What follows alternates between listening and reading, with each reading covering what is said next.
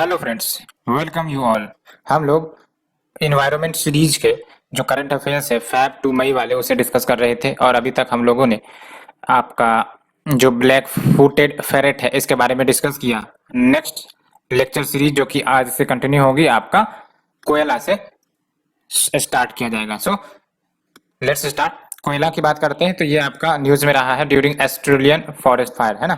और ऑस्ट्रेलिया में आपको ही पता है फॉरेस्ट फायर की घटनाएं होती रहती है। एक तो ऑस्ट्रेलिया है, एक आपका कैलिफोर्निया, आप सुनते रहते होगे। ये दो तीन ऐसे प्रसिद्ध लोकेशन है जहां पर आपका फॉरेस्ट फायर जैसी घटनाएं होती रहती है। तो अगर कोयला की बात करें तो साइंटिफिक नेम क्या है रटने की जरूरत नहीं है, ऑस्ट्रेलियन एनिमल है, इसको कोयला बियर भी कहते हैं। और ये याद रखना है मार्सुपियस है। मार्सुपियस यानी कि वैसे मेमल जिसमें एक पाउच होता है, जो पाउच की मदद से वो अपने ऑफस्प्रिंग को उस पाउच में रखते हैं, उसको डेवलप करते हैं। ठीक है, मार्सुपियस। कंगारू भी आपका एक एग्जांपल है मार्सुपियस का, इवन आपका जो कोयला है। ठीक है, एंड बाकी क्या है क्या नहीं, हैबिटेट की बात करते हैं। देख लो, जो यूकलिप्टस फॉरेस्ट है south eastern and eastern Australia का, वहां पे मिलता है। और डेफिनेटली ये जो कोयलाज है ये यूकलिप्टस ट्रीज पर आपका रिलाई करते हैं for both habitat and food. IUCN red list की बात करें तो वल्नरेबल कैटेगरी में है। कंजर्वेशन एफर्ट्स क्या चल रहे हैं तो देख सकते हो आप, केयरिंग एंड रिहेबिलिटेटिंग द इंजर्ड, तो जो इंजर्ड हो गए हैं उनको रिहेबिलिटेट करना हो, उनका केयर करना हो। कोयला सेंचुरीज जो डिक्लेयर करी जाती है उसको और अच्छे तरीके से मजबूत करना हो, एज वेल एज सबसे इंपॉर्टेंट बात saving the eucalyptus trees. Yes, saving the eucalyptus trees, क्योंकि ये जो यूकलिप्टस है ये इनके हैबिटेट के लिए एक इंपॉर्टेंट अंग कह सकते हो, इंपॉर्टेंट फैक्टर कह सकते हो। ठीक है, तो ये याद रखना है आपको। Researching about koala genetics, mating choices and health, तो ये सब कुछ इनिशिएटिव है। और ये देख लो कोयला कंजर्वेशन प्रोग्राम जो world wildlife fund Australia चला रहा है। ठीक है, और ये आपका first independent of government national strategy होगा टू सेव द कोयला, दैट इज योर कोयला कंजर्वेशन प्लान। एंड बस इतने डिटेल में नहीं जानना है क्योंकि ये इंडिया के रेस्पेक्ट में तो है नहीं, है ना। हमें थोड़ा सा जो इन स्पीसीज है इनके बारे में जानना चाहिए। तो देख लो, आप थ्रेट की बात करें तो hunting for their fur, habitat loss because of land clearing, logging, bush fire and threat of predation as well.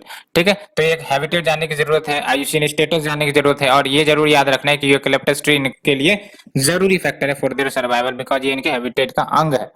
ठीक है, next is your black necked crane. तो ब्लैक नेक्ड कैरेन न्यूज में इसलिए रही है because group of Buddhist monks जो Tawang district में रहते हैं, इन्होंने अपोज किया है अरुणाचल प्रदेश गवर्नमेंट का जो रिन्यूड पुश किया जा रहा है हाइड्रो पावर प्रोजेक्ट को लेकर इस दिशा में, और इसलिए आपका ये ब्लैक नेक्ड कैरेन न्यूज में आया है।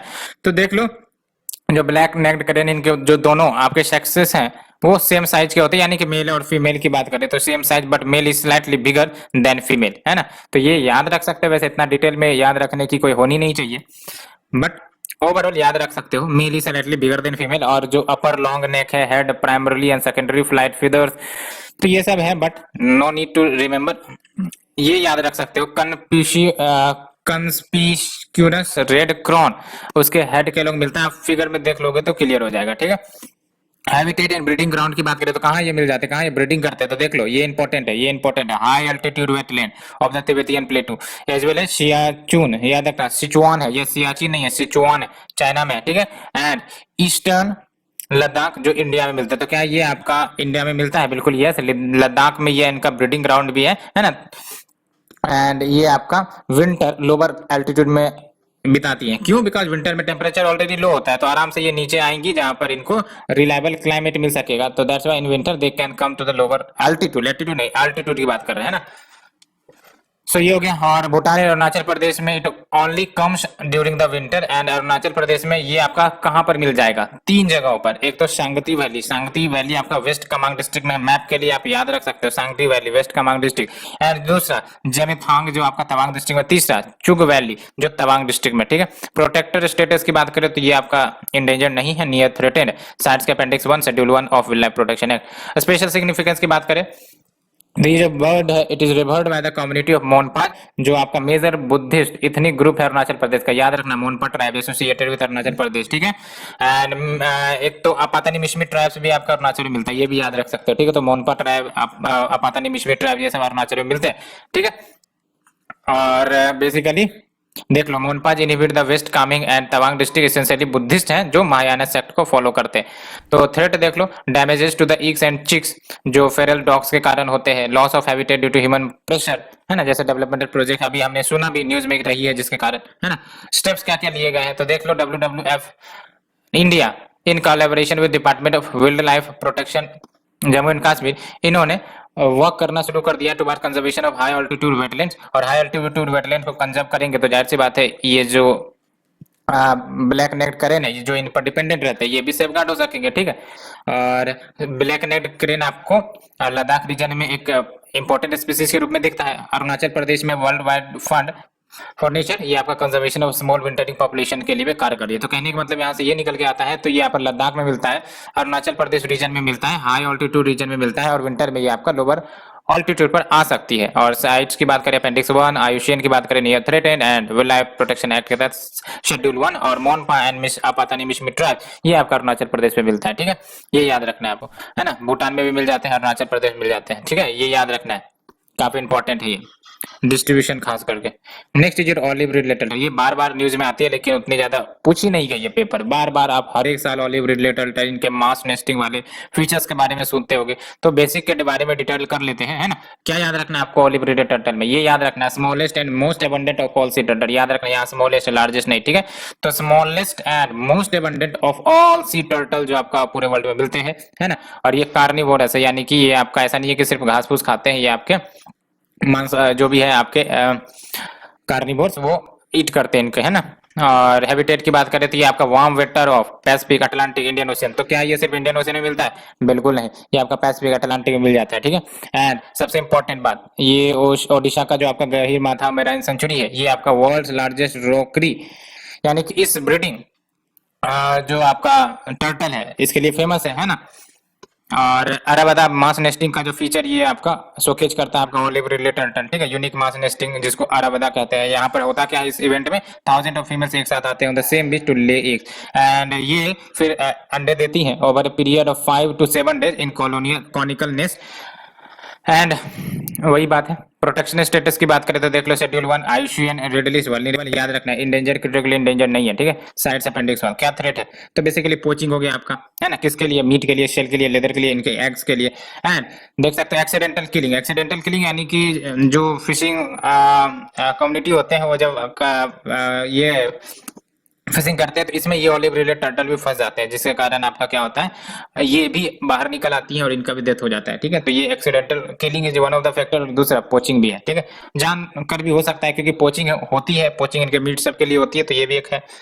Next is your state of environment report 2021, तो देख लो centre for science and environment CSE इन्होंने state of environment report 2021 release किया है। याद रखना है आपको इसके बेसिक के बारे में, एनुअल पब्लिकेशन, यानी कि हर एक साल ये पब्लिश होता है किसके द्वारा, centre for science and environment के द्वारा, along with down to earth, है ना। और इसमें कुछ इंपॉर्टेंट पैरामीटर्स या एस्पेक्ट्स कवर किए जाते हैं, जैसे फॉरेस्ट हो गया, वाइल्ड लाइफ का टॉपिक हो गया, agriculture, rural development, water, sanitation, climate change.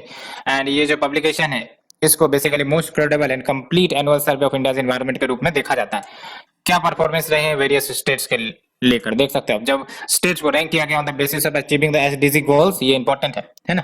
तो बेस्ट परफॉर्मिंग स्टेट्स कौन रहे, केरला रहे, हिमाचल प्रदेश रहे, आंध्र प्रदेश रहे, तमिलनाडु और तेलंगाना। तो देख सकते हो मोस्टली आपके सदर्न स्टेट और नदर्न स्टेट में एक है आपके Himachal Pradesh. And worst performer देख लो आप, बिहार है, झारखंड है, अरुणाचल प्रदेश है, मेघालय है और उत्तर प्रदेश है। स्टेट ऑफ एनवायरनमेंट की बात करें तो इंडिया का जो एयर, वाटर एंड लैंड है वो और ज्यादा पॉल्यूट हुआ है, जी हाँ, और ज्यादा पॉल्यूट हुआ है बिटवीन 2009 to 2018। एंड तारापुर जो महाराष्ट्र में है वो आपका मोस्ट पोल्यूटेड क्लस्टर के रूप में आता है। तारापुर फेमस भी एक चीज के लिए, क्या है आपका बताना। Next is your centre for science and environment CSE, है ना। टाइप क्या है आपका, नॉन प्रॉफिट ऑर्गेनाइजेशन है, न्यू दिल्ली में आधारित है, 1980 में स्टैब्लिश हुआ। फंक्शन की बात करें तो ये आपका थिंक टैंक है, यानी कि सोचने विचारने का, आपका एडवाइस देने का काम करता है on the environment development issues in India. तो ये हमने डिस्कस किया। Next we move to the marine heat wave, नाम से पता चल रहा है मेराइन हीट वेव, यानी कि मेराइन में जो टेम्परेचर बढ़ जाती है, यानी कि जो आपका मेराइन एनवायरनमेंट है, मेराइन इकोसिस्टम, वहां पर जो टेम्परेचर बढ़ते हुए देखने को मिलती है, हीट वेव जैसी कंडीशन जब मेराइन वाटर या मेराइन इकोसिस्टम में जनरेट होती है तो आपका मेराइन हीट वेव कहते हैं, ठीक है। और देख लो न्यूज में क्यों रहा है, because new study has pointed that marine heat waves may become more intense in future, तो वो तो होना ही है, क्लाइमेट चेंज कंट्रोल ही कहां हो रही है, ठीक है। अगर हम बेसिक की बात करें तो देख लो एज पर द स्टडी जो लेयर है ओशियन का, यानी कि टॉप 20 से लेकर 200 मीटर का, वो और ज्यादा थिनर बनता जा रहा है, ठीक है। एंड मान के चलो, थिनर होने का मतलब ये है कि और ज्यादा वार्म अप होंगी, वो हीट को एब्जॉर्ब नहीं कर सकेंगी, आराम से वो हीट को बेसिकली थिन होने के कारण आपका वार्मिंग और ज्यादा बढ़ेगी, है ना। तो आप देख सकते हो द थिकर दिस लेयर, यानी कि जितना ज्यादा लेयर आपका थिक रहता है, यानी कि यूं कह सकते हैं ये जो हमने बात किया लेयर ऑफ ओशन 20 से 200 मीटर, ये लेट्स से कि 200 मीटर तक थिक है, ठीक है। तो इसका मतलब ये है कि एक प्रकार से बफर की तरह एक्ट करता है to protect the water below from incoming hot air, है ना। तो आप अपर टेम्परेचर जो ऊपर से आ रहा है जो नीचे वाले वाटर को वार्म करेगा, तो कहीं ना कहीं जितना ज्यादा ऊपर थिक लेयर रहेगा नीचे वाला टेम्परेचर ट्रांसमिशन नहीं होगा, है ना। तो इससे होगा क्या कि आपका ऑलरेडी जो इन जो बिलो वाटर है वो वार्म अप नहीं होंगे, है ना। लेकिन अगर ये लेयर थिक थिन हो जाती है तो ये आपका बफर जो बफर जोन है वो आपका लॉस हो जाएगा, एंड इसके कारण मोर frequent and disruptive warming event देखने को मिलेगा like the marine heat wave.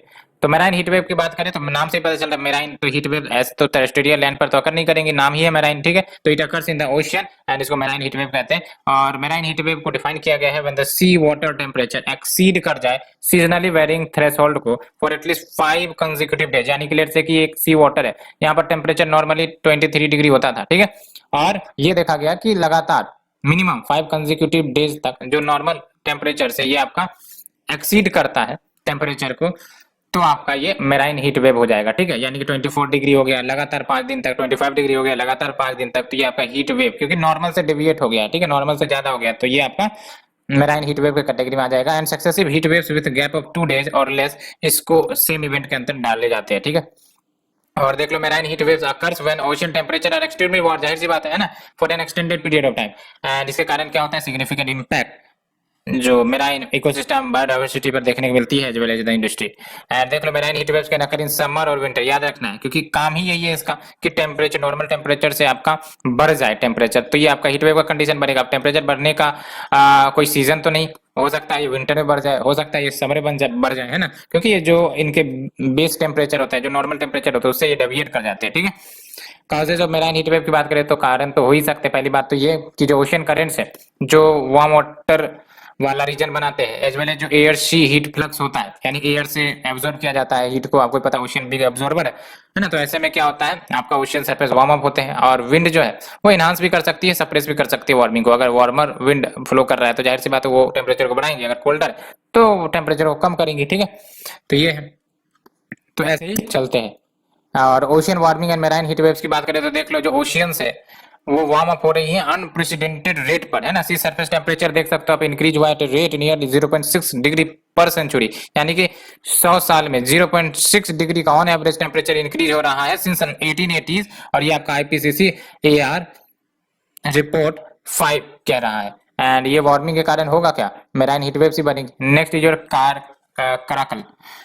तो बेसिकली क्या है कराकल, न्यूज में क्यों आई है, तो national board for wildlife इसमें कराकल को क्रिटिकली एंडेंजर्ड स्पीसीज में डाला गया है। एंड ये जो रिकवरी प्रोग्राम चलाई जा रही है फॉर क्रिटिकली एंडेंजर्ड स्पीसीज, अब इसमें टोटल 22 वाइल्ड लाइफ स्पीसीज हो गए। तो कराकल की बात करें तो देख लो मीडियम साइज विल्ड कैट है, जंगली कैट, ठीक है, मीडियम साइज विल्ड कैट, और ये नेटिव है Africa, middle east, central Asia and south Asia including India. तो इंडिया में भी नेटिव है, सेंट्रल एशिया में है ही है, साउथ एशिया में है और अफ्रीका में भी है, ठीक है।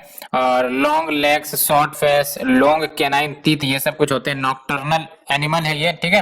एंड बात करें तो ये इनका जो साइटिंग्स है ये आपको जल्दी नहीं दिखेंगे। डाइट की बात करें तो कार्निवोर है, और हैबिटेट की बात करें तो देख लो arid and semi arid scrub forest region में मिल जाएंगे, है ना।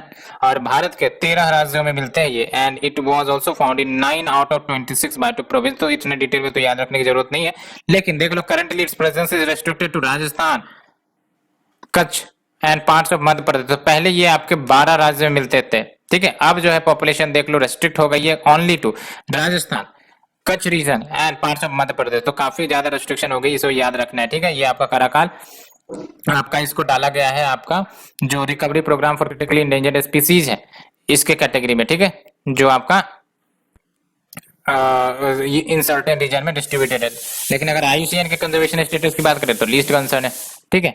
और वाइल्ड लाइफ प्रोटेक्शन एक्ट की बात करें तो शेड्यूल 1 में है ना, शेड्यूल यानी कि हाईएस्ट प्रोटेक्शन दिया जाता है इन स्पीसीज को। साइट्स के अपेंडिक्स 1 में है अगर ये एशियन पॉपुलेशन है, और अपेंडिक्स 2 में अगर ये अन्य एशिया के बियॉन्ड आपका पॉपुलेशन है। तो सिग्निफिकेंस की बात करें तो ये आपका जाने जाते हैं for is flexibility and extraordinary ability to catch the birds in flight, है ना। And why is wild cat named caracal, तो क्या नाम क्यों पड़ा, we don't need to fear that. National board for wildlife की बात करें तो देख लो, national board for wildlife की बात करें तो स्टेट्यूटरी, बिल्कुल सही, ये याद रखना आपको, wild life protection act 1972, chairman, ये भी याद रखना है, प्राइम मिनिस्टर चेयर करते हैं इसको, ठीक है। और वाइस चेयरपर्सन, जैसे जब बात है, ये जब चेयरमैन प्राइम मिनिस्टर करते हैं तो उन्हीं के अनुसार उतना स्ट्रॉन्ग व्यक्ति चाहिए, तो मिनिस्टर ऑफ एनवायरमेंट चेयर करते हैं, ठीक है। पावर देख लो, बोर्ड एडवाइजरी नेचर है, ठीक है, एंड सेंट्रल गवर्नमेंट को एडवाइज करते हैं फ्रॉमिंग द पॉलिसीज मेजर्स जो कंजर्वेशन के लिए लिए जा सके for the wildlife in the country. Function देख लो, apex body है to review all, याद रखना, to review all wildlife related matters and approve the projects in and around the national park and sanctuary. सबसे इंपॉर्टेंट बात, VVI 199% याद रखने होंगे। No alteration in boundaries in national park and wildlife sanctuaries can be done without approval of National Board for Wildlife, ठीक है। तो अगर alteration of boundaries करना है नेशनल पार्क का या फिर वाइल्ड लाइफ सेंचुरीज का, तो without the approval of NBWL ये हो नहीं सकता, ठीक है। एंड ग्लोबल बायो इंडिया 2021 क्या है, क्यों है न्यूज में, तो देख सकते हो for the first time in the country Periyar tiger reserve, जो कि आपका केरला में, इन्होंने ट्रेनिंग प्रोग्राम लिया है और फिर टाइगर का to equip it naturally hunt in the forest environment. तो देख लो, तो ये जो आपका ग्लोबल बायो इंडिया 2021 है, ऑर्गेनाइज किसके द्वारा की गई है, ये ऑर्गेनाइज करी गई है डिपार्टमेंट ऑफ बायोटेक्नोलॉजी के द्वारा, ministry of science and technology के द्वारा, प्लस बिरैक के द्वारा, है ना, बिरैक के द्वारा in partnership with CII, that is confederation of Indian industry, ठीक है। और भी है, बट आपको मेजरली दो तीन याद रखने, पूरा तो याद रखने की जरूरत नहीं है, डिपार्टमेंट ऑफ बायोटेक्नोलॉजी है, ministry of science and technology है, बिराक जरूर याद रखना, ठीक है। बॉम्बे नेचुरल हिस्ट्री सोसाइटी नहीं है, यहाँ पर बिराक है, ठीक है। पर्पज की बात करें तो देख लो, to showcase strength and opportunity जो इंडिया के बायोटेक्नोलॉजी सेक्टर में है at national as well as global level. और इनॉग्रल एडिशन में देख लो, first edition of global bio India, ये आपका 2019 में हुआ था। थीम क्या है 2021 का, तो basically transforming life and the tagline, आपका टैगलाइन की बात करें तो देख लो, bio sciences to bio economy, ठीक है। तो थीम फॉर 2021 आपका ट्रांसफॉर्मिंग लाइफ एंड टैगलाइन क्या है आपका, bio sciences to bio economy. बात करते हैं बिरैक की, तो याद रखना है बिरैक आपका not for profit public sector, जी हाँ, पब्लिक सेक्टर इंटरप्राइजेज है, तो किसके अंतर्गत आती है आपका, ठीक है, नाम से पता चला, biotechnology industry research assistant council, ठीक है। तो जाहिर सी बात है डिपार्टमेंट ऑफ बायोटेक्नोलॉजी के अंतर्गत आएंगे, डिपार्टमेंट ऑफ बायोटेक्नोलॉजी आपका ministry of science and technology के अंदर आता है। और ये इंडस्ट्री एकेडमी इंटरफेस है, और ये स्ट्रेंथन करती है, एम्पावर करती है इमर्जिंग बायोटेक इंटरप्राइजेस को, कि आप रिसर्च करो, इनोवेशन करो, एज वेल एज एड्रेस करो nationally relevant product development needs को। नेक्स्ट इज योर स्वच्छता सारथी फेलोशिप, तो देख लो न्यूज में क्यों आई है, तो office of principal scientific adviser to the government of India, इन्होंने स्वच्छता सारथी फेलोशिप लॉन्च करी है। अगर बेसिक की बात करें तो देख लो, ये जो फेलोशिप है ये आपका वास्ट टू वेल्थ मिशन के अंतर्गत आता है, ठीक है। And it is one of the 9 national mission जो पीएम के science technology and innovation advisory council का है, ठीक है। 3 कैटेगरीज हैं अवार्ड्स के अंडर दिस, पहला है आपका स्कूल स्टूडेंट फ्रॉम 9 to 12, दूसरा है college students, under graduate, post graduate, research student, तीसरा है citizen working in the community. And ये जो फेलोशिप है रिकॉग्नाइज करते हैं पीपल को जो इंगेज्ड है in tackling the challenges of waste management scientifically and sustainably. And ये एम्पावर करेंगे किसे, यंग स्टूडेंट्स को, इनोवेटर्स को एज स्वच्छता सारथी, और इंप्लीमेंट करे जाएंगे एक्शंस को to reduce the waste for a greener planet. And waste to health mission की बात करें, वास्ट टू वेल्थ मिशन की बात करें तो ये आपका one of the 9 national mission अभी हमने डिस्कस किया, किसका, prime ministers science technology and innovation advisory council का, PMSTIAC का। क्या है एम इसका, identify develop deploy technologies to treat waste and energy generate करो, रिसाइकिल करो मटेरियल्स को, एज वेल एक्सट्रैक्ट करो value from the waste. And mission जो है आपका इसका साइंटिफिक आर्म है ना, स्वच्छ भारत मिशन का। ऑब्जेक्टिव याद रखना है आपको, ऑब्जेक्टिव आपको जनरल ऑब्जेक्टिव होंगे, ऑब्जेक्टिव बेस्ड क्वेश्चन आते हैं, है ना। डेवलपमेंट ऑफ न्यू टेक्नोलॉजीज को सपोर्ट करना जो मदद करे to create a cleaner and greener environment, साथ ही साथ boost and augment the Swachh Bharat mission and smart cities project, कैसे, by leveraging science technology and innovation, as well as circular economy models create किया जाए जो फाइनेंशियली वायबल हो for the waste management, and streamline करो waste handling को in India में, ठीक है। सिग्निफिकेंस की बात करें देख सकते हैं, ये जो बेनिफिट है ये आपका बेसिकली काफी ज्यादा बेनिफिट होगा, और ये प्रिडिक्ट करी जा रही है कि India potential to generate 3 gigawatt of electricity from waste by 2050। ये आपका मेंस के लिए, प्रीलिम्स के लिए इतने इफेक्टिव, इसमें आपको जाने की जरूरत नहीं है, ऑब्जेक्टिव जरूर याद रखना है, ठीक है। ऑब्जेक्टिव से ही क्वेश्चन पूछते हैं। PMSTIAC के तहत जो 9 मिशन है, ठीक है, ये one of the mission is your, जो अभी हमने डिस्कस किया, कौन सा मिशन है जो अभी हमने डिस्कस किया, स्वच्छता सारथी फेलोशिप, ठीक है। Next is your office of the principal scientific adviser to the government of India, तो देख सकते हो ये जो आपका प्रिंसिपल साइंटिफिक एडवाइजर ऑफिस है, तो ये 1999 में सेटअप किया गया था, किसके द्वारा? कैबिनेट सेक्रेटेरिएट के द्वारा। ये याद रखना है ना, नीति आयोग तो अभी धरती पर आया ही नहीं था 1999 में, ठीक है। और तो किसके द्वारा सेटअप किया गया? Office of the principal scientific adviser PSA to the government of India. ये आपका 1999 में बाय द कैबिनेट सेक्रेटरी, और अभी ये आपका सेक्रेटरी लेवल पोजीशन वही करता है, ठीक है। मैंडेट की बात करें तो चीफ एडवाइजर होगा to the government on the matter related to scientific policy, and ये पॉलिसी जो है वो फोकस करेंगे critical infrastructure, economic and social sectors के ऊपर। पीएमएसटीआईएसी की बात करें जिसके बारे में अभी हमने चर्चा की, ये आपका ओवरआर्चिंग काउंसिल है, और जो प्रिंसिपल साइंटिफिक एडवाइजर है ये चेयरमैन, ये याद रखना, पीएमएसटीआईएसी, भले ही नाम पीएम है, ठीक है, लेकिन the principal scientific adviser is the chairman of the council. और काउंसिल क्या क्या फंक्शंस करेंगे तो देख सकते हो, status of specific science and technology domain, उसको एसेस करेंगे कि क्या स्टेटस है भाई साहब देश में। Comprehend the challenges in science and technology domain, immediate mid and long term interventions को भी फॉर्मुलेट किया जाना, साथ ही साथ present road map to the prime minister. Next is your Himalayan serow, तो ये फिर से न्यूज में आया है, वैसे हमने डिस्कस किया था, न्यूज में इसलिए आया बिकॉज हिमालयन सेरो को स्पॉटेड किया गया है कहां पर? मानस टाइगर रिजर्व असम में। तो अगर हम बेसिक की बात करें तो हिमालयन सेरो आपका मेनलैंड शेरों का ही सब स्पीसीज है, और बेसिकली स्पीसीज में आपका सेवरल स्पीसीज सेरोज के आ जाते हैं इन द वर्ल्ड, और ये सब के सब जितने भी सेरोज के स्पीसीज सारे के सारे इंडिया में मिलते हैं, है ना। लेकिन हिमालयन सेरो आपको सिर्फ और सिर्फ हिमालयन रीजन में मिलता है। कहने का मतलब ये जो सेरो है इसके बहुत सारे स्पीसीज है, ठीक है, और सारे एशिया में मिलते हैं, लेकिन जब हम बात करें हिमालयन सेरो की तो ये सिर्फ और सिर्फ हिमालयन रीजन में मिलते हैं, ठीक है। हैबिटेट की बात करें तो हाई अल्टीट्यूड में मिलते हैं, नाम से पता चलता है हिमालयन सेरो, ठीक है। तो हाई अल्टीट्यूड में मिलेंगे बिटवीन 2000 मीटर से 4000 मीटर, एंड ये आपका eastern, central and western Himalaya जो मिल जाते हैं, not in the trans Himalayan region, ये याद रखना है, ठीक है। ट्रांस हिमालयन रीजन में हिमालयन सेरो नहीं मिलेंगे, ठीक है। क्यों? बिकॉज इसका अल्टीट्यूड देखो 2000 से 4000, और ट्रांस हिमालय का अल्टीट्यूड बेसिकली आपका 4000 से शुरू ही होता है। डाइट की बात करें तो हार्बीवोरस है, ये भी काफी इंपॉर्टेंट फैक्ट है, हार्बीवोरस है ये आपका, है ना। कंजर्वेशन स्टेटस वल्नरेबल, अपेंडिक्स 1 में schedule 1 of wildlife protection act. And threat की बात करें तो देख लो, लॉस ऑफ हैबिटेट हो रहा है, पॉपुलेशन साइज में डिक्लाइनिंग हो रही है, नेचुरल रेंज साइज में यानी कि एरिया श्रिंक हो रहा है, कहने का मतलब ये है। मानस नेशनल पार्क की बात करें तो आपको ही पता है there is 7 natural heritage site जो आपका डिक्लेयर किया गया under the UNESCO world heritage site, जिसमें एक मानस नेशनल पार्क भी है। तो मानस नेशनल पार्क आपका यूनेस्को वर्ल्ड हेरिटेज साइट है ना, और टाइगर रिजर्व भी है, एलिफेंट रिजर्व भी है, बायोस्फीयर रिजर्व भी है। लोकेशन की बात करें तो Himalayan foothills in the Assam यहाँ पर लोकेटेड है, और ये आपका कंटिजियस है, यानी कि ऐसा नहीं है कि आपका सिर्फ और सिर्फ ये जो मानस नेशनल पार्क है रेस्ट्रिक्टेड टू असम ओनली, ये आपका एक तरफ आपका भूटान आता है, एक तरफ आपका आसाम आता है, तो ये आपका कंटिजियस है, इसके पड़ोसी में ही आपका रॉयल मानस नेशनल पार्क मिलेगा, ठीक है। और नेम ऑफ द पार्क आपको कहां से निकल कर आता है, नाम से पता चल रहा है मानस रिवर, तो मानस रिवर जरूर फ्लो करती है यहाँ से, है ना। सिग्निफिकेंस की बात करें तो यहाँ पर आपका बहुत सारे endemic and endangered wildlife मिल जाते हैं, जैसे Assam roofed turtle, hispid hare, golden langur, तो गोल्डन लंगूर याद रखना है, ठीक है। पिग्मी हॉग मिल जाएंगे, ठीक है। And it is also famous for its population of wild water buffalo. River की बात करें तो मानस रिवर आपका फ्लो करता है through the west of the park, यानी कि वेस्ट ऑफ द पार्क, ठीक है। एंड मानस आपका किसकी ट्रिब्यूटरी है? जाहिर सी बात है ये आपका ब्रह्मपुत्र की ट्रिब्यूटरी है, ठीक है। And river is named after the serpent goddess Mansa. Next is world wildlife day, तो देख लो world wildlife day celebrate की जाती है एवरी ईयर ऑन 3 मार्च, इसलिए ये न्यूज में आई है।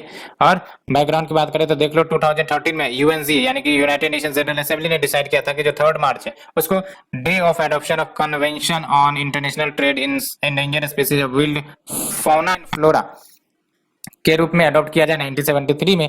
और इस बार का जो थीम रहा है वर्ल्ड वाइल्ड लाइफ डे का, ठीक है, forest and livelihood sustaining the people and the planet.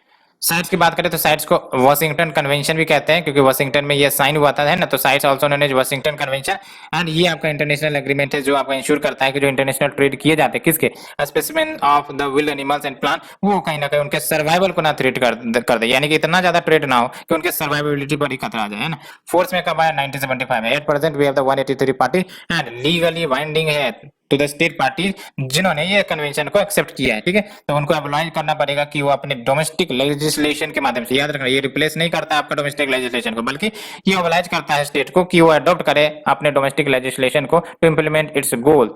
Sites की अपेंडिक्स है, अपेंडिक्स 1, अपेंडिक्स 2, अपेंडिक्स 3, ठीक है। तो ये 3 अपेंडिक्स, अपेंडिक्स 1 की बात करें तो देख लो इसमें वैसे स्पीसीज आ जाते हैं जो थ्रेटेंड एक्सटिंक्शन के, ठीक है। तो includes species that are threatened with extinction, and इसमें यानी कि इस अपेंडिक्स में आने वाले जो स्पीसीज है इनका अगर ट्रेड होता है, ठीक है, तो ये परमिट किए जाएंगे ओनली इन, याद रखना है ना, ओनली इन एक्सेप्शनल सर्कमस्टांसेस, यानी कि रेगुलर बेसिस पे ट्रेडिंग नहीं होगा इनका, ठीक है। अपेंडिक्स 2 की बात करें तो इसमें स्पीसीज आते हैं which is not necessarily threatened with extinction, लेकिन ट्रेड को कंट्रोल करके रखना पड़ेगा सो दैट इसका इनकम्पेटेबल यूज ना हो और इनके सर्वाइवल पर भविष्य में खतरा ना हो।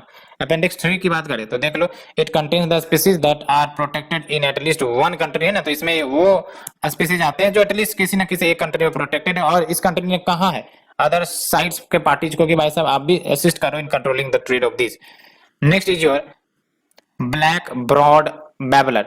तो ब्लैक ब्रॉड बैबलर की बात करें न्यूज में क्यों रहा है, तो 170 साल बाद ए लॉस्ट बर्ड जो आपका इंडोनेशियन बोर्नियो के जंगल से मिला है, ठीक है, तो ये याद रखना, ब्लैक ब्रॉड बैबलर ये न्यूज में था, क्या है, ये बर्ड है, बस इससे ज्यादा कुछ नहीं, ठीक है, अभी छोटा है बड़ा है ना, ये कुछ भी याद रखने की जरूरत नहीं है। बोर्नियो आइलैंड याद रख लो, है ना, ये बोर्नियो आइलैंड ये 3 नेशन का आइलैंड है। तो बोर्नियो में क्या क्या आ जाता है, एक तो बोर्नियो जो खुद में एक कंट्री है, दूसरा पुलाव बोर्नियो जो कि मलेशिया का हिस्सा है, तो मलेशिया का भी पार्ट इसमें आ जाता है, तीसरा कालीमंटन, है ना, कालीमंटन जो आपका इंडोनेशिया का पार्ट है, और ये न्यू कैपिटल है कालीमंटन इंडोनेशिया का, ठीक है, तो याद रखना कालीमंटन जो आपका न्यू कैपिटल है अब इंडोनेशिया का, पुलाव बोर्नियो ये आपका मलेशिया का हिस्सा है, बोर्नियो आपका कंट्री है इटसेल्फ में, इसलिए आपको यहाँ पर बोर्नियो आइलैंड में 3 नेशन मिल जाते हैं, ठीक है, 3 नेशन का समागम। एंड इंपॉर्टेंट बात ये है कि Borneo island is the 3rd largest island in the world, and जाहिर सी बात है एशिया में ये लार्जेस्ट है, ठीक है, तो ये याद रखना बोर्नियो के बारे में, 3rd largest island in the world and largest Asia में। एंड बस मैप पे हम लोग डिस्कस करेंगे, है ना, सिमलीपाल बायोस्फीयर रिजर्व जो कि आपका ओडिशा में, इसके बारे में डिस्कस करते हैं। तो सिमलीपाल बायोस्फीयर रिजर्व क्यों न्यूज में आया है, बिकॉज यहाँ पर मैसिव फायर ब्रोक हुए थे सिमलीपाल बायोस्फीयर रिजर्व में जो कि ओडिशा में है, ठीक है, और इसलिए न्यूज में आया। तो सिमलीपाल की बात करें तो ये अपना नाम Shimul that is silk cotton tree से डिराइव करता है, and it is national park and tiger reserve as well, और ये आपका ओडिशा के मयूरभंज डिस्ट्रिक्ट के नॉर्दर्न पार्ट में लोकेटेड है ना। ये बायोस्फीयर रिजर्व के रूप में डिक्लेयर हुआ था गवर्नमेंट ऑफ इंडिया के द्वारा 1994 में, और ये आपका UNESCO world network of biosphere reserve का हिस्सा भी है 2009 से, ठीक है, and it is a part of Simlipal Kuldiha Hadgarh elephant reserve जिसको मयूरभंज एलिफेंट रिजर्व भी कहते हैं। तो मयूरभंज एलिफेंट रिजर्व का अगर नाम पूछा जाएगा तो ओडिशा आपको ही पता हो जाना चाहिए, ठीक है, और इसमें इस एलिफेंट रिजर्व में 3 प्रोटेक्टेड एरियाज आ जाते हैं, एक तो सिमलीपाल टाइगर रिजर्व आ जाता है, दूसरा हथगढ़ वाइल्ड लाइफ सेंचुरी, और तीसरा कुल्धिया वाइल्ड लाइफ सेंचुरी, ठीक है, तो नाम यहाँ आप देख सकते हो जो है इस एलिफेंट कॉरिडोर का, है ना, सिमलीपाल कुल्धिया हथगढ़, तो ये तीनों के नाम आ जाते हैं, ठीक है। एंड वेजिटेशन की बात करें तो देख सकते हो 1076 फ्लावरिंग स्पीसीज है, 96 स्पीसीज ऑफ ऑर्चिड्स मिल जाते हैं यहाँ पर, है ना, किसमें, सिमलीपाल बायोस्फीयर रिजर्व में। वाइल्ड लाइफ में आप देख लो टाइगर एलिफेंट तो मिलते ही मिलते हैं, है ना, और आपके एम्फीबियंस मिलते हैं, रेप्टाइल्स मिलते हैं, और ट्राइब याद रखना है आपको, ठीक है, 2 ट्राइब, इरेनगा खारियाज, ठीक है, इरेनगा खारियाज एंड मंकिरदास, है ना, याद रखना है, इरेनगा खारियाज एंड मनकिरदास, ये आपके इस रिजर्व फॉरेस्ट को इनहेबिट करती है, और यहाँ पर आपका ट्रेडिशनल एग्रीकल्चरल एक्टिविटीज परफॉर्म करती है ना, जिसमें आपका collection of seeds and timbers हो जाते हैं। अदर प्रोटेक्टेड एरिया जो ओडिशा में आपको मिल जाएंगे। नेशनल पार्क की बात करें तो भितरकनिका नेशनल पार्क, ठीक है। वाइल्ड लाइफ सेंचुरी की बात करें तो Badrama wildlife sanctuary, Chilika जिसको नलबन आइलैंड भी कहते हैं, है ना, Hadgarh wildlife sanctuary, Baisipalli wildlife sanctuary, Kotagarh wildlife sanctuary, Nandankanan wildlife sanctuary, Lakhari valley wildlife sanctuary, Gahirmatha wildlife sanctuary, ठीक है। And next is your nationally determined contribution synthesis report, NDC synthesis report. तो देख लो UNFCCC ने release किया है nationally determined contribution of NDC synthesis report. तो इस रिपोर्ट में यूएनएफसीसीसी ने अपडेट किया है एनडीसी को till the December 31st 2020 for 75 countries out of the 197 parties to the UNFCCC. तो देख सकते हैं ये जो पार्टीज हैं ये आपका 30% of the global green house gases के लिए रिस्पॉन्सिबल है, ठीक है।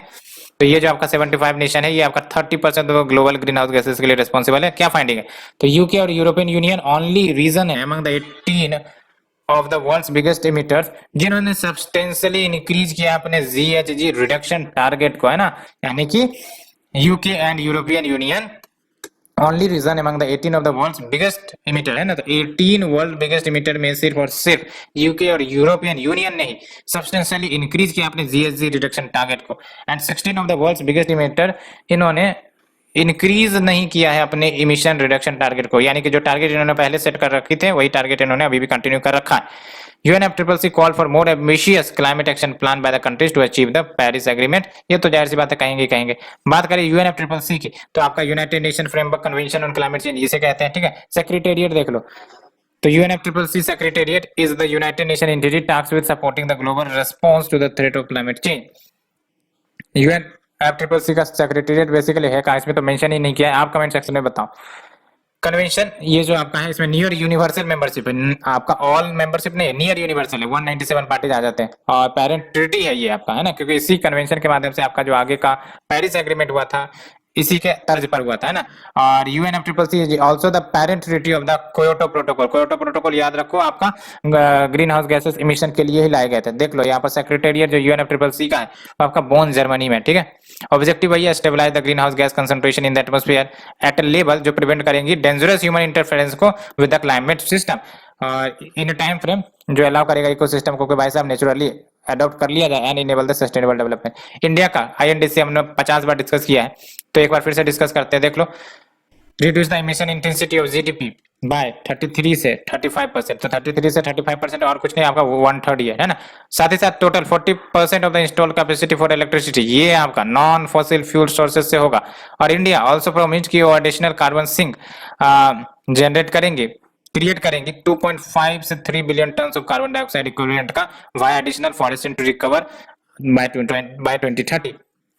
Next is your whale shark. तो न्यूज में क्यों रहा है, तो fishers in Odisha rescue second whale shark in a week, इसीलिए। तो व्हेल शार्क की बात करें scientific name rhincodon types.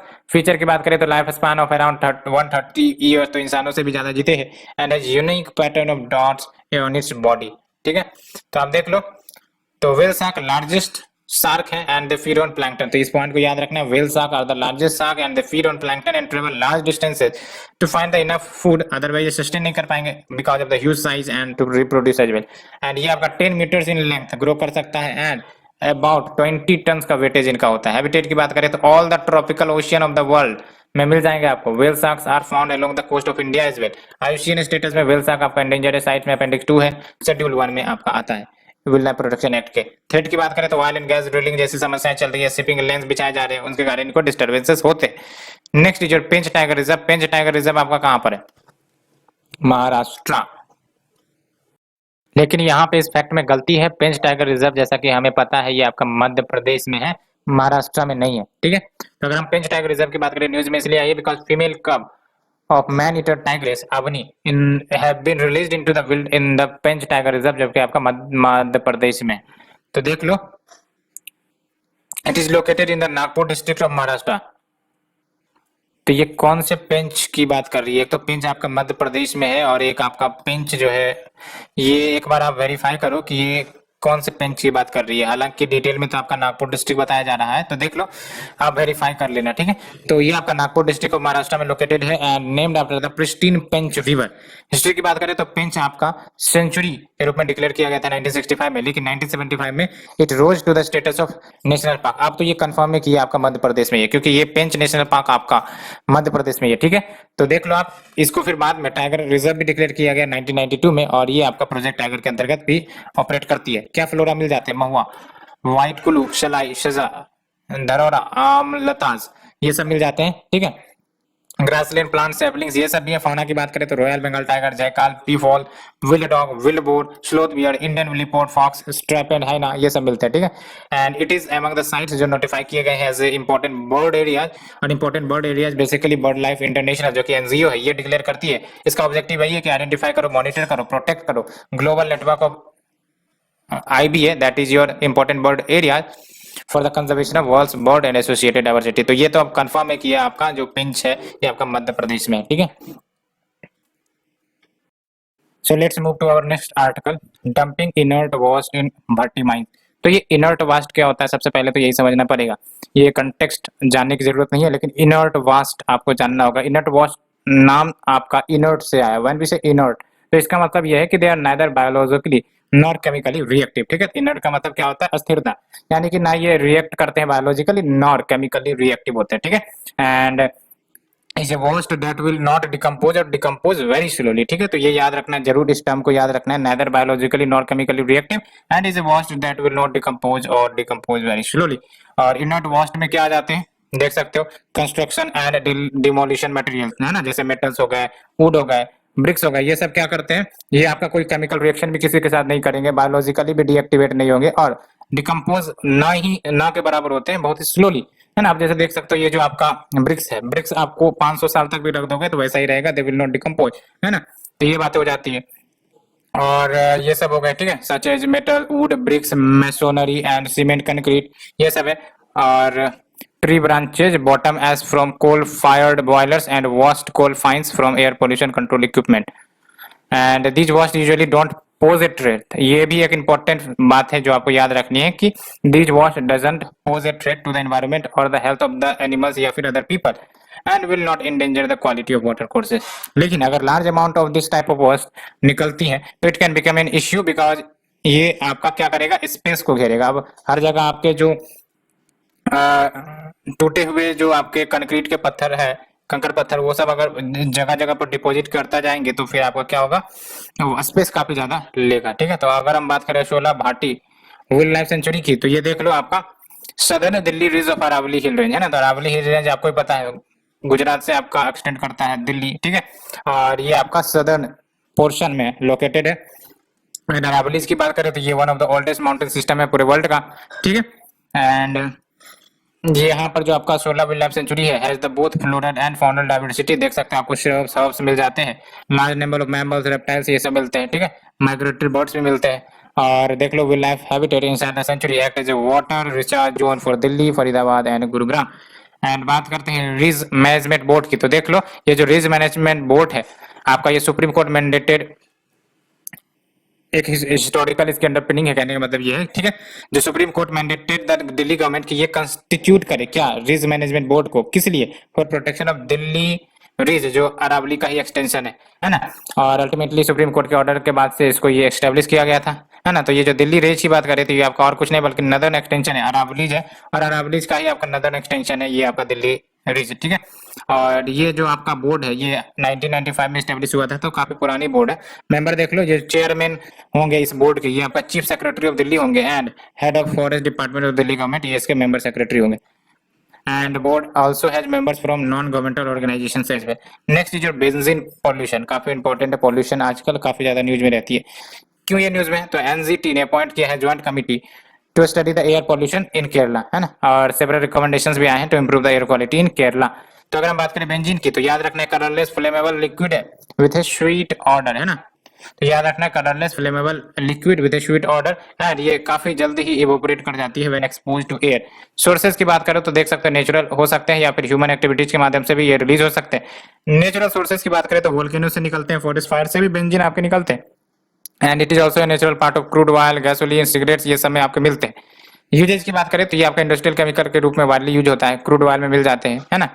And is a major part of gasoline, gasoline petrol को कहते हैं बेसिकली, ठीक है। And it is also use to make plastics, resins, synthetic fibres, rubber, lubricants, dyes, detergent, drugs and pesticide. तो देख सकते हो बहुत सारे उपयोग है बेंजीन के। ये यूजेस के ऊपर क्वेश्चन ज्यादा पूछे जा रहे हैं आजकल, तो यूजेज याद रखना कहाँ कहाँ यूज हो रही है, ठीक है। एक्सपोजर टू बेंजीन, यानी कि अगर कोई एक्सपोजर हो जाता है बेंजीन का तो क्या होगा, देख लो। इंडस्ट्रियल प्रोसेस से आपका बेंजीन, वैसे तो आपका बेंजीन नेचुरली क्रूड पेट्रोलियम में मिल जाते हैं, है ना। तो जो ह्यूमन एक्टिविटीज जिसमें आपका पेट्रोलियम होता है उसके कारण एक्सपोजर हो सकते हैं, जाहिर सी बात है।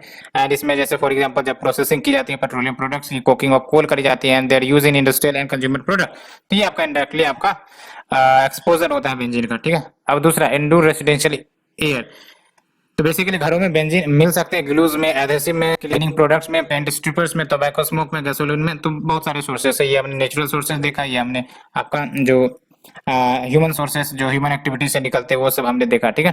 और कैसे एक्सपोजर होते हैं। साइड इफेक्ट है basically acute and long term adverse health effects cause कर सकती है डिजीजेज, है ना, including the cancer, haematological effect. Next is your energy efficiency enterprise certification programme, E three programme, ठीक है। तो देख लो आप, ये इंपॉर्टेंट वैसे है, ठीक है। तो जब हम बात करते हैं मिनिस्टर फॉर पावर, इन्होंने एनर्जी इफिशिएंसी इंटरप्राइज यानी कि E3 ईईई, ठीक है, E3 प्रोग्राम लॉन्च कर दिया है for the brick manufacturing sector. क्या है ये आपका E3, तो बेसिकली ये आपका सर्टिफिकेशन स्कीम है, नाम से पता चल रहा है ना, E3 सर्टिफिकेशन प्रोग्राम। तो ये आपका सर्टिफिकेशन स्कीम है। ये क्या करेगा, जो बोर्ड क्ले ब्रिक मैन्युफैक्चरर है उनको रिकॉग्नाइज करेगा for adopting the energy efficient manufacturing, ठीक है। और ये कस्टमर्स को इनकरेज करेगा कि भाई साहब आप वहां से ईंटें उठाओ या फिर खरीदो जो आपका E3 सर्टिफाइड मैन्युफैक्चरिंग यूनिट है। नोडल एजेंसी कौन रहेगा, काफी इंपॉर्टेंट है, ब्यूरो ऑफ एनर्जी एफिशिएंसी, ठीक है। ये सर्टिफिकेशन आपका प्रोवाइड करेंगे, ठीक है। कैसे अवार्ड किया जाएगा, तो अवार्ड कैसे किया जाएगा इसके क्षेत्र में अभी जाने की जरूरत नहीं है, लेकिन अगर सिग्निफिकेंस की बात करें तो देख लो, ये आपका मोर इफिशिएंट टेक्नोलॉजी की तरफ आपका आ सकता है ब्रिक इंडस्ट्री, क्योंकि अब सर्टिफिकेशन भी इनको मिलने लगेगी। And such energy efficient BRICS will be useful in complying with the requirements of energy conservation building code. है ना। तो ब्यूरो ऑफ एनर्जी इफिशियंसी ये भी काफी इंपॉर्टेंट बॉडी है, याद रखना है आपको। स्टेट्यूटरी बॉडी है, ये किसके अंतर्गत आती है? मिनिस्ट्री ऑफ पावर, इसको याद रखना है, ठीक है। स्टेट्यूटरी है, मिनिस्ट्री ऑफ पावर के अंतर्गत आती है, 2002 में क्रिएट हुई थी under the provision of energy conservation act 2001। तो इसको अच्छे से याद रखना है, 4-5 पॉइंट को। स्टेट्यूटरी है मिनिस्ट्री ऑफ पावर के अंतर्गत 2002 and under energy conservation act 2001।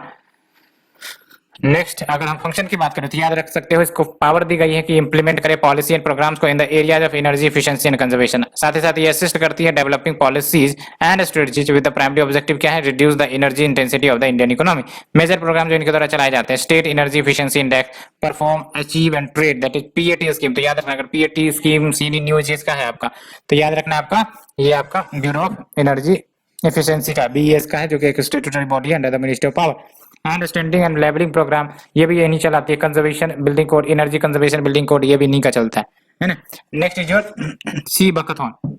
तो देख लो, हिमाचल प्रदेश गवर्नमेंट ने डिसाइड करा है कि जो सी बकथॉन को प्लांटिंग का ड्राइव चलेगा in the cold desert areas of the state this year, इसलिए न्यूज में आया है। तो अगर हम बात करें सी बकथॉन, नाम से लग रहा है कि ये सी रिलेटेड कुछ होगा, लेकिन ये है नहीं, ठीक है। श्रब है, घास है, ठीक है, झाड़ियां हैं, that produces an orange yellow coloured edible berry. तो याद रखना है, काफी इंपॉर्टेंट है। सिर्फ इतना ही कि sea buckthorn recently seen in news क्या है आपका, ठीक है। तो ये orange yellow coloured edible berry है, ठीक है, और ये आपका अबव द ट्री लाइन, ठीक है। अबव द ट्री लाइन यानी कि beyond which the tree does not grow, that's why answer option मिलता है, ठीक है। तो ये आपका अबव द ट्री लाइन मिलते हैं in the Himalayan region and generally dry areas में, like the cold deserts of Ladakh and Spiti. बस ज्यादा डिटेल में नहीं जाने हैं। बेनिफिट आपका मेडिसिनल बेनिफिट हो सकते हैं, ठीक है, इकोलॉजिकल बेनिफिट हो सकते हैं, because it can be an important source of fuel wood fodder, है ना। और ये सॉइल बाइंडिंग प्लांट है, तो इसका मतलब सॉइल इरोजन को भी प्रिवेंट करता है ना। Also checks siltation in the rivers and helps preserve the floral biodiversity as well. Commercial benefit देख लो, आपका कमर्शियल वैल्यू भी है and it is used in making the juice, jams, nutritional capsules, ये सब, ठीक है। प्रोजेक्ट रिहैब की बात करें तो क्यों न्यूज में प्रोजेक्ट रिहैब आपका, तो देख लो, Khadi and village industries commission KVIC, इन्होंने unique project called project rehab that is reducing elephant human attacks using bees, ये प्रोजेक्ट लॉन्च किया। काफी one of the unique project है ये, आप देख सकते हो। किसने लॉन्च किया है? केवीआईसी ने। Unique project that is project rehab that is reducing elephant human attacks using बीज। तो इसमें होगा क्या? तो जो बी बॉक्सेस है वो इस्तेमाल करी जाएंगे as a fence, so that elephant के अटैक्स को रोका जाए।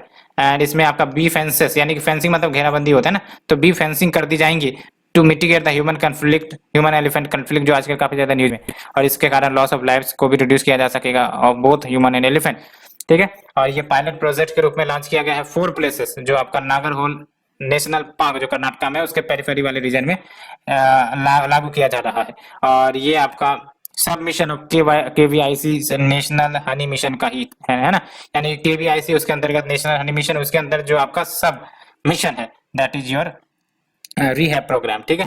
और अगर हम बात करें नागरहोल नेशनल पार्क की, तो इसको पहले राजीव गांधी नेशनल पार्क भी कहते थे। ये वाइल्ड लाइफ सेंचुरी के रूप में एस्टेब्लिश 1955 में हुआ था, है ना। और ये 37 टाइगर रिजर्व है, बट ये सब फैक्ट याद रखने की जरूरत नहीं है। बस ये याद रखना, नागरहोल नेशनल पार्क आपका टाइगर रिजर्व भी है। टोटल आपका 51 टाइगर रिजर्व है अभी, याद रखना है। तो more than 50 tiger reserve India में मौजूद है, ये याद रखने, ठीक है। लोकेशन की बात करें, नागरहोल वेस्टर्न घाट में मिल जाते हैं and it is a part of Nilgiri biosphere reserve, ठीक है। और रिवर्स की बात करें तो देख लो, आपका नागरहोल रिवर फ्लो करती है थ्रू दिस पार्क, और ये नागरहोल रिवर अल्टीमेटली कबनी रिवर को ज्वाइन करती है, जो आपका बाउंड्री बनाती है, यानी कि जो कबनी रिवर है बाउंड्री बनाती है between the Nagarhole and Bandipur national park. Flora की बात करें तो आपको यहाँ पर मॉइस्ट डिसीजर फॉरेस्ट मिल जाते हैं, प्रीडोमिनेटिंग ट्रीज ऑफ टीक, यानी कि teak as well as rosewood, ये जो है ट्रीज मिल जाएंगे। फौना की बात करें तो आपका एशियन एलिफेंट चीतल, चीतल को स्पॉटेड डियर भी कहते हैं, इंडियन माउस डियर भी मिल जाएंगे, gaur, stripe necked and ruddy mongooses भी मिल जाएंगे, grey langur, bonnet macaque, Asian wild dog, leopard tiger, sloth deer, ये सब मिल जाते हैं। तो नेशनल हनी मिशन की बात करें तो नेशनल हनी मिशन आपको पता है कि ये केवीआईसी ने ही लॉन्च किया था, याद रखना, KVIC not the ministry of animal husbandry, ठीक है। ये केवीआईसी का प्रोजेक्ट है, और केवीआईसी आपको पता है एमएसएमई के अंतर्गत आती है, मिनिस्ट्री ऑफ एमएसएमई, ठीक है। और इसका एम याद रखना है आपको, सस्टेनेबल एम्प्लॉयमेंट प्रोवाइड करना, इनकम प्रोवाइड करना to the rural and urban unemployed youth, and साथ ही साथ conserve the honey bee habitat and tapping the untapped natural resources as well, ठीक है।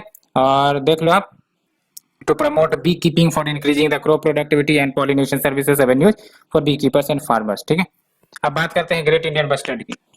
तो न्यूज में क्यों रहा है, तो सुप्रीम कोर्ट ने डिसाइड किया है कि एग्जामिन करेंगी प्रायोरिटी बेसिस के वेदर जो ओवरऑल पावर केबल, आपने भी सुना होगा ग्रेट इंडियन बस्टर्ड, एक जो थ्रेट नजर आ रही है कि जो पावर केबल बिछाए जा रहे हैं, है ना, इस रीजन में, that is great Indian bustard जहां पे रहते हैं खासकर राजस्थान में, वो कहीं ना कहीं इनके किलिंग के लिए रिस्पॉन्सिबल हो रही है। तो सुप्रीम कोर्ट ने बेसिकली एक्शन लेने की बात करी थी इसलिए न्यूज में, ठीक है। तो देख लो ग्रेट इंडियन बस्टर्ड के बेसिक की बात करें तो ये इसका नाम आपका साइंटिफिक नेम आर्डियोटिस निगरिपिक्स, ये याद रखने की जरूरत नहीं है, कभी नहीं पूछे जाते, ठीक है। भाग्य खराब हो तो फिर पूछ लिए जाएंगे, लेकिन याद रखने की जरूरत नहीं है। ग्रेट इंडियन बस्टर्ड की बात करें तो one of the heaviest flying birds, याद रखना है, वन ऑफ द लाइटेस्ट नहीं, आपको साइज इमेज देखने से भी पता चल जाएगा कि हैवीएस्ट है, याद रखना है हैवीएस्ट है, लाइटेस्ट नहीं है।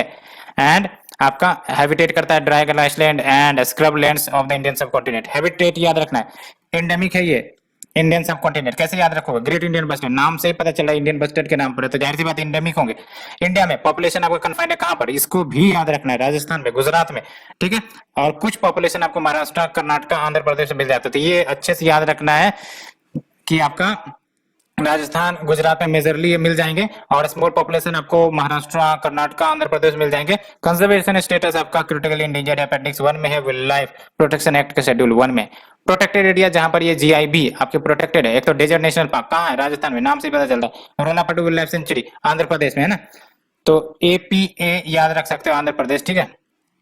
तो रोलापटू wild life sanctuary Andhra Pradesh में, Karera wildlife sanctuary Madhya प्रदेश में, ठीक है। करेरा से आपको याद नहीं रखना है कि केरला होता है, करेरा से आपको मध्य प्रदेश याद रखना है, ठीक है। तो Karera wildlife sanctuary Madhya Pradesh, और इसको यानी कि ग्रेट इंडियन बस्टर्ड को one of the recovery programme के अंतर्गत डाला गया है under the integrated development of wildlife habitat, जो ministry of environment and forest चलाती है। एंड बात करें प्रोजेक्ट ग्रेट इंडियन बस्टर्ड की, तो ये आपका great Indian bustard state bird of Rajasthan है ना, और इसके तहत आपका आइडेंटिफाई करी जाती है, फेंसिंग करी जाती है जो भी आपका बस्टर्ड ब्रीडिंग ग्राउंड है, सो दैट वहां पर कोई ह्यूमन डिस्टर्बेंसेस ना आए, ठीक है। एंड साथ ही साथ ब्रीडिंग इनक्लोजर प्रोवाइड करना इन the areas around the protected areas. तो थ्रेट की बात करें तो सबसे इंपॉर्टेंट बात, नेचुरल हैबिटेट इनकी खत्म होती जा रही है, यानी कि ये श्रिंक होते जा रहे हैं इनके नेचुरल हैबिटेट। सबसे इंपॉर्टेंट बात आजकल जो चर्चे में आ रही है, कोलिजन या इलेक्ट्रक्शन, इलेक्ट्रक्शन यानी कि जो बिजली के तारे हैं उसी टच होकर इनकी मृत्यु हो जाती है, ये काफी इंपॉर्टेंट बात हो रही है आजकल। Mining, wind turbines and solar farms, ये सब कुछ है, ठीक है। And next is your world air quality report.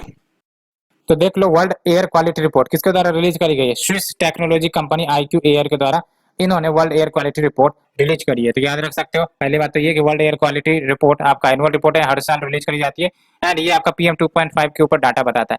106 countries को ये आपका मेजर करता है, ठीक है, और ये आपके ग्राउंड बेस्ड मॉनिटरिंग स्टेशन के डाटा को कलेक्ट कर ये आपका एनालिसिस देता है। And the report is handled by the government agencies mostly, याद रखना यहाँ पर प्राइवेट एजेंसी दे दिया जाएगा, एमसीक्यू में गलत हो जाएगा। The report is handled by the government agency mostly. क्या की फाइंडिंग है देख लो, top most polluted city in the world कौन है, शिनजियांग जो कि चाइना में है, उसके बाद कौन है, हमारा Ghaziabad in Uttar Pradesh. Related to India की बात करें तो क्या इन्फॉर्मेशन आई है, India 35 out of world top 50 most polluted city का घर है, ठीक है। तो India is home to 35 out of the world 50 most polluted city in the world, और दिल्ली अब आपका 10th मोस्ट पॉल्यूटेड सिटी के रूप में आया है, and top polluted capital city in the world 2020 में बेसिकली, ठीक है। लेकिन दिल्ली का एयर क्वालिटी इंप्रूव हुआ, इसलिए आपका रैंकिंग में सुधार भी आया है, ठीक है। तो देख सकते हैं however Delhi's air quality improve by approximately 15% from 2019 to 2020, और India ranked as world's third most polluted city in 2020 after Bangladesh and Pakistan. तो देख सकते हो बांग्लादेश एंड पाकिस्तान के बाद आपका आता है इंडिया का नंबर as the world's third most polluted city.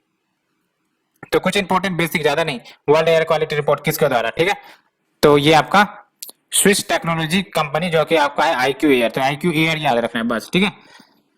और एनुअल रिपोर्ट है, और ये याद रख सकते हो, हाँ इस बात को याद रखना है, the report is handled by the government agency only, मतलब मोस्टली, ओनली नहीं, और बाकी डाटा याद रखने की जरूरत नहीं। ये याद रखना है top most polluted city in the world Xinjiang है, उसके बाद आपका गाजियाबाद उत्तर प्रदेश का आता है। एंड अगर हम बात करें नेक्स्ट आर्टिकल की, तो gregarious bamboo flowering in the Wayanad wildlife sanctuary, ये देख लो आप, ठीक है। तो जो ग्रेगेरियस फ्लावरिंग है बैम्बू का inside the Wayanad wildlife sanctuary in the Kerala, ये थ्रेट पोज कर रहा है वाइल्ड लाइफ को in the Nilgiri biosphere reserve, जो कि एक major tiger and elephant habitat है। कैसे देखते हैं, तो बेसिकली ये आपका जो है ग्रेगेरियस बैम्बू फ्लावरिंग है ना, या बैम्बू का, ये आपका मोनोकार्पिक यानी कि एक ही बार ये आपका फ्लावर करता है ना, तो फ्लावरिंग ओनली वंस प्लांट है ना, तो मोनोकार्पिक यानी फ्लावरिंग ओनली वंस, ये इंपॉर्टेंट है, ये काफी इंपॉर्टेंट पॉइंट है। थोर्नी बम्बू है और ये आपका मोनोकार्पिक है, that is flowering only once, and ये आपका पोया से फैमिली से बिलोंग करता है, बट याद रखने की जरूरत नहीं है। और ये देख लो फ्लावरिंग साइकिल्स इसकी वेरी करती है 40 से लेकर 60 ईयर्स में, एंड ये आपका ग्रो करता है, कितना ग्रो करता है याद रखने की जरूरत नहीं, बट ये देख लो ये इंपॉर्टेंट है, they have fully bloomed, that is a phenomena जो एक ही बार अकर करते हैं इनके लाइफ साइकिल में, यानी कि एक ही बार ये फ्लावरिंग करता है, बस ये काफी इंपॉर्टेंट फीचर है इसकी, है ना। और देख लो with advent of season and shortage of water and water, migration of wild animals होने लगते हैं from the adjacent sanctuaries in the Karnataka and Tamil Nadu to the Wayanad.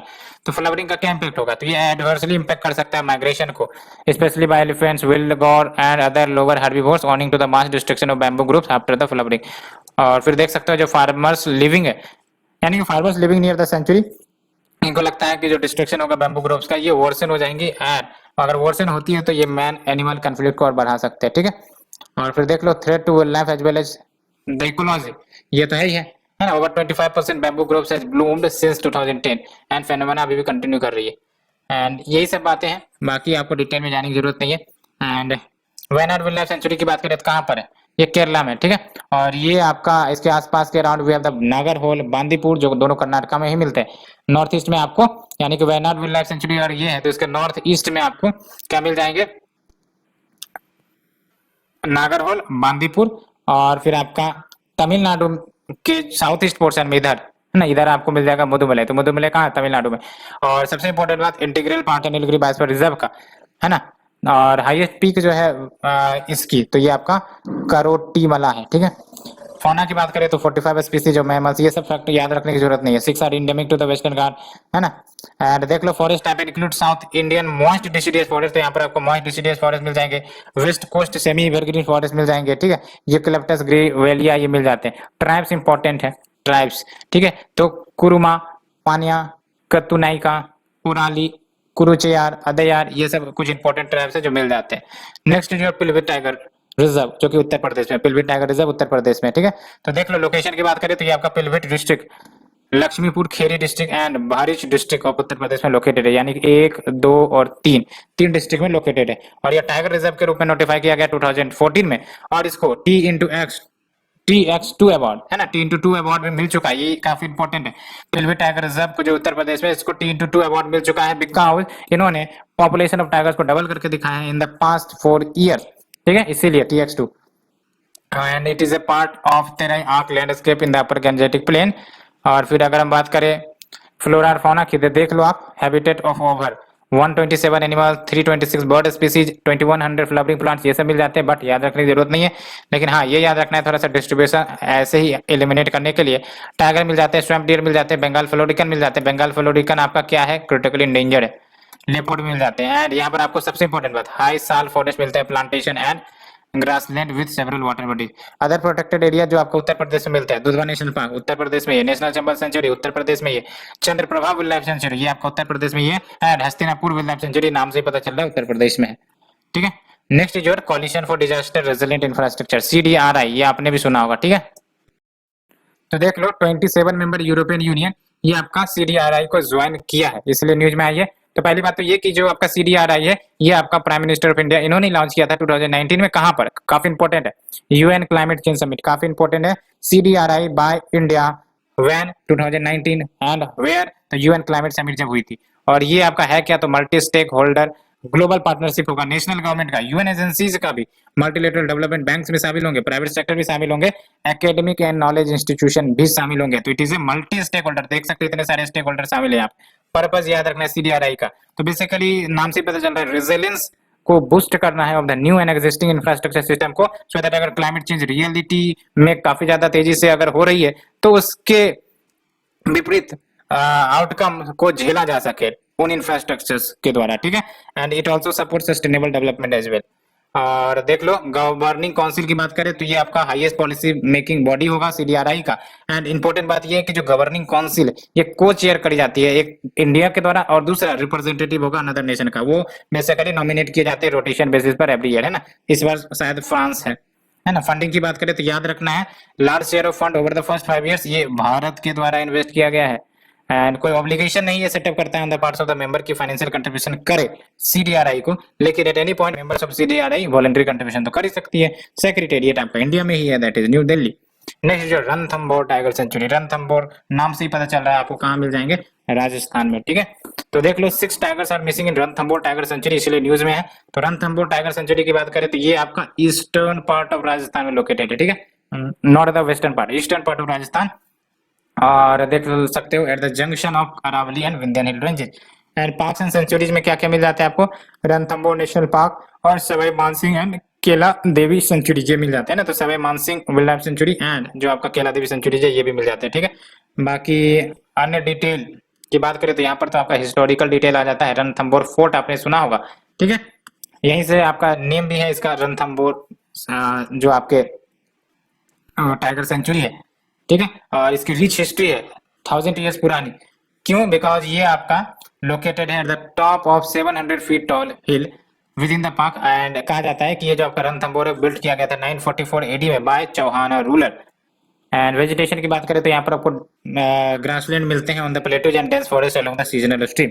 And forest type आपको मेनली, जाहिर सी बात है, क्लाइमेट को देखा जाए वहां के तो ट्रॉपिकल ट्राइडिसिडियस मिलते हैं विथ ढाक, ये याद रखना, ढाक, DHA के ढाक, है ना, which is a species of trees capable of with standing long periods of drought being the common. जाहिर सी बात है जो लॉन्ग पीरियड ऑफ ड्राउट झेलेंगे वो राजस्थान में मिलेंगे, तो ढाक याद रखना, स्पेशल टाइप ऑफ ट्रीज जो आपका विथ स्टैंड करते हैं लॉन्ग पीरियड ड्राउट को, जो आपको मिल जाएंगे यहाँ पर, है ना। और ये जो ट्री है जिसके बारे में हमने बात किया, इसको फ्लेम ऑफ द फॉरेस्ट भी कहते हैं and is one of the many flowering plants that add colour to the dry summer here. Wildlife की बात करें तो ये आपको रिच इन वाइल्ड लाइफ है, क्या मिल जाएंगे? टाइगर तो मिल जाते हैं, apex of the food chain in the mammals and other animal species जो मिलते हैं, लेपर्ड्स, स्ट्राइपेड हैनास, है ना, और कॉमन और हनुमान, लंगूर्स एंड रेहसस मैकाउस, ये सब मिल जाते हैं, जैकाल्स, जंगल कैट्स, ये सब मिल जाते हैं, चिंकारा मिल जाते हैं, है ना। बर्ड्स में भी ये रिच है एंड अदर प्रोटेक्टेड एरिया जो राजस्थान में मिल जाते हैं। सरिस्का याद रखना है, Sariska national park, Alwar desert national park अभी हमने डिस्कस किया, केवला देव है, ठीक है, केबुल लामजाओ नहीं है, केबुल लामजाओ आपका मणिपुर में, केवला देव आपका राजा भरतपुर राजस्थान में,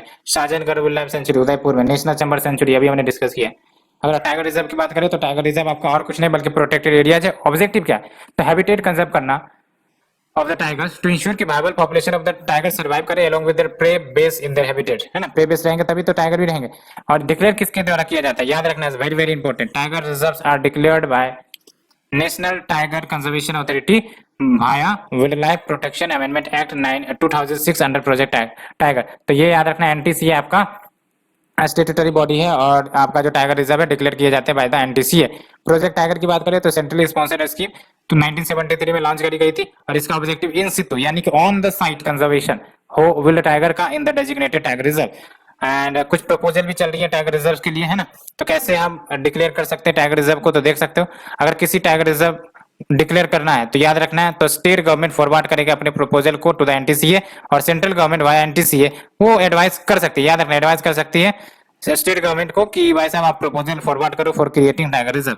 टाइगर रिजर्व इन इंडिया की बात करें स्टेटस तो 51 टाइगर रिजर्व है भारत में एंड प्रोजेक्ट टाइगर के तहत गवर्न किए जाते हैं which is administered by national tiger conservation authority.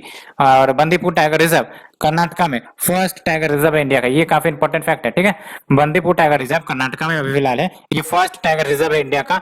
और आपका जो श्री विलीपुथुर मेघामलई टाइगर रिजर्व है ये आपका 51st टाइगर रिजर्व इंडिया का। ये दो वेरी इंपॉर्टेंट पार्ट है, बंदीपुर टाइगर रिजर्व सबसे पहला, है ना, और जो आपका श्री विलापुतुर मेघामलई टाइगर रिजर्व आपका 51st।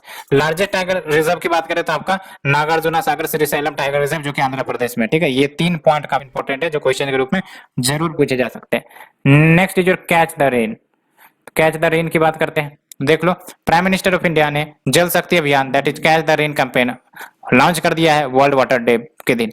तो क्या है ये आपका कैच द रेन? और कुछ नहीं बल्कि जन आंदोलन कैंपेन है। इसका ऑब्जेक्टिव वही है कि वाटर कंजर्वेशन किया जाए ग्रास रूट लेवल पर, तो ये तभी होंगे जब पीपल पार्टिसिपेशन होगा और इसके तहत वाटर कंजर्वेशन को एक्सीलरेट किया जाएगा, ठीक है, वाटर एज कंजर्वेशन पर फोकस किया जाएगा and to encourage all stakeholders की वो rain water harvesting structures create करे, ठीक है।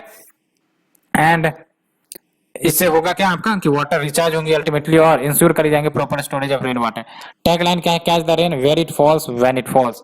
इंप्लीमेंटेशन काफी इंपॉर्टेंट है इसका, ये आपका इंप्लीमेंट करी जाएंगे नेशनल वाटर मिशन के द्वारा जो कि आपका मिनिस्ट्री ऑफ जल शक्ति के अंतर्गत आता है, ठीक है। तो याद रखना national water mission, not the NITI Aayog, ठीक है, national water mission that comes under ministry of जल शक्ति।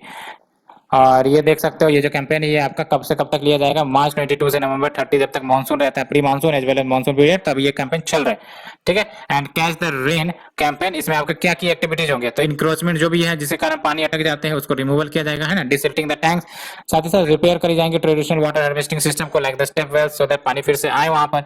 And states have been requested to open rain centres, काफी इंपॉर्टेंट है, state have been requested to open rain centres in each district and these rain centres will act as technical guidance centres in RWHS। World water day की बात करें तो ये observe करी जाती है 22 मार्च में यूनाइटेड नेशन के द्वारा डिक्लेयर करी गई थी। ठीक है, अवेयरनेस रेज करना है अमंग द पीपल जो without access to safe water के लीव करते हैं, टेकल करते हैं ग्लोबल वाटर क्राइसिस को। Theme of the world water day 2021 valuing the water. And next is your greater one horn rhino, इसके बारे में तो हमने डिस्कस भी किया था आई थिंक। ठीक है, तो let's move to the next one, greater one horn rhino, इसके बारे में हमने डिस्कस किया था बेसिकली। ठीक है, तो देख लो तीन स्पीसीज मिलते हैं रेनो का एशिया में, एक तो ग्रेटर वन हॉर्न रेनो, दूसरा जावन रेनो, तीसरा सुमात्रान रेनो।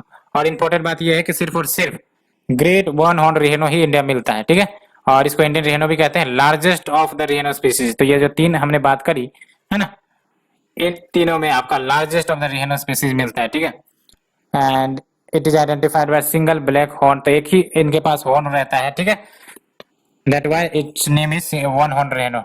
और अगर हम इसके हैबिटेशन की बात करें, डाइट की बात करें, तो ये ग्रासेस पर डिपेंडेंट है, लीव्स पर, branches of shrubs, trees, fruit and aquatic plant. ठीक है, एंड प्रोटेक्शन स्टेटस की बात करें तो जाहिर सी बात है ये आपका जावन एंड सुमत्रा, यानी कि जो अभी हमने तीन वैरायटीज की बात करी जिसमें जावन और सुमत्रा ये क्रिटिकली इंडेंजर है, लेकिन ग्रेटर वन हॉर्न रेनो आपका वल्नरेबल है। ठीक है, और ये तीनों के तीनों आपके साइट्स के अपेंडिक्स 1 में है, शेड्यूल 1 में किसे रखा गया, ग्रेटर वन हॉर्न रेनो को, बाकी दोनों मिलते नहीं है भारत में। हैबिटेट की बात करें तो देख सकते हैं Indo Nepal Terai region, northern West Bengal, Assam है ना, उधर वाले नॉर्थ ईस्टर्न वाले रीजन में आपको मिलते हुए दिखते हैं। और साथ ही साथ आपका एक समय था जब आपका पूरा नदर्न प्लेन्स में ये आपका रेनो ट्रेवल करते हुए दिखता था, लेकिन अभी आपको मेनली असम, वेस्ट बंगाल, उत्तर प्रदेश में मिलते हुए दिखते हैं। ठीक है, और असम में सबसे ज्यादा आपका रेनोसेरस का पॉपुलेशन मिलता है। ठीक है, और देख सकते हो असम में आपका ऐसे 4 प्रोटेक्टेड एरिया है जहां पर आपको रेनोसेरस प्रोटेक्टेड मिलते हैं। पवितरा याद रखना है आपको, पवितरा वाइल्ड लाइफ सेंचुरी आपका असम में, ये राजीव गांधी ओरांग नेशनल पार्क असम में ये है ना, काजीरंगा नेशनल पार्क असम में, ये मानस नेशनल पार्क असम में हमने डिस्कस भी किया। ठीक है, और ये बातें हैं। एंड थ्रेट की बात करें तो पोचिंग की जाती है इनके हॉर्न्स के लिए, हैबिटेट लॉस हो रहा है, पॉपुलेशन डेंसिटी आपका घट रही है, and decreasing the genetic diversity. Conservation effort जो इंडिया के द्वारा लिए गए, पहली बात तो 5 रेनो रेंज कंट्री जिसमें इंडिया है, भूटान है, नेपाल, इंडोनेशिया, मलेशिया, इन्होंने declaration that is the New Delhi declaration sign किया है ना ऑन द एशियन रेनोज 2019। तो अगर पूछा जाए new Delhi declaration on Asian rhinos किसके किसके बीच, कौन कौन से है, तो एक तरफ आपका 5 रेनो रेंज कंट्रीज है, इंडिया है, भूटान है, नेपाल है, इंडोनेशिया है, मलेशिया। ठीक है, तो ये याद रखना है। और देख लो हाल ही में मिनिस्ट्री ऑफ एनवायरनमेंट ने प्रोजेक्ट भी लॉन्च किया है जिसके तहत डीएनए प्रोफाइलिंग करी जाएंगे of all rhinos in the country. And India rhino vision 2020 भी है जो 2005 में लॉन्च करी गई थी, और ये एम्बिशियस एफर्ट है कि हमें world population at least 3000 greater rhino का चाहिए, है ना, that is spreaded over 7 protected areas in the Indian state of Assam by the year 2020। तो क्या मतलब हुआ, 3000 पॉपुलेशन हमको करनी है ग्रेटर वन हॉर्न रेनो की इन द असम रीजन। ठीक है, बाय 2020, 2030 नहीं है, 2020 है। Next is your earth hour. तो अर्थ आवर बेसिकली फिर से ऑब्जर्व किया गया है 27 मार्च 2021 में। जाहिर सी बात है अर्थ आवर जो ऑर्गेनाइज करी जाती है वो मार्च के लास्ट सैटरडे को ऑर्गेनाइज करी जाती है, लेकिन ऐसा नहीं होगा कि सारे देश एक ही दिन उसे ऑर्गेनाइज करेंगे, क्योंकि ये इंटरनेशनल डेट लाइन आपने पढ़ा होगा है ना, दिन और रात का फर्क पड़ जाता है। एंड अगर हम अर्थ आवर की बात करें तो ये आपका WWF का एनुअल इनिशिएटिव है ना, 2007 में शुरू हुआ था। एवरी ईयर ये ऑब्जर्व करी जाती है on the last Saturday, first Saturday नहीं है, लास्ट सैटरडे ऑफ मार्च। और ये इनकरेज करती है पीपल को फ्रॉम मोर देन 180 कंट्रीज की ये लाइट स्विच ऑफ कर दे from 8:30 PM to 9:30 PM as per the local time, है ना। और क्या बेसिक फिलोसफी होती है इसे कंडक्ट करवाने के लिए, तो बेसिकली एक अवेयरनेस क्रिएट किया जाना कि बेसिकली जो नॉन एसेंशियल लाइटिंग है उसको यूज करने से रोका जाए, सो दैट एनर्जी सेविंग हो in a symbolic call for environmental protection. And it was started as a light out event in Sydney, तो सिडनी ऑस्ट्रेलिया से ये शुरुआत हुआ था। उसके बाद धीरे धीरे दूसरे देशों ने अडॉप्ट करना भी शुरू किया, और इम्पैक्ट देख लो। तो ये जो अर्थ आवर है ये का कैटलिस्ट बन चुका है for the positive environmental impact driving the major legislative changes by harnessing the power of the people in collective action.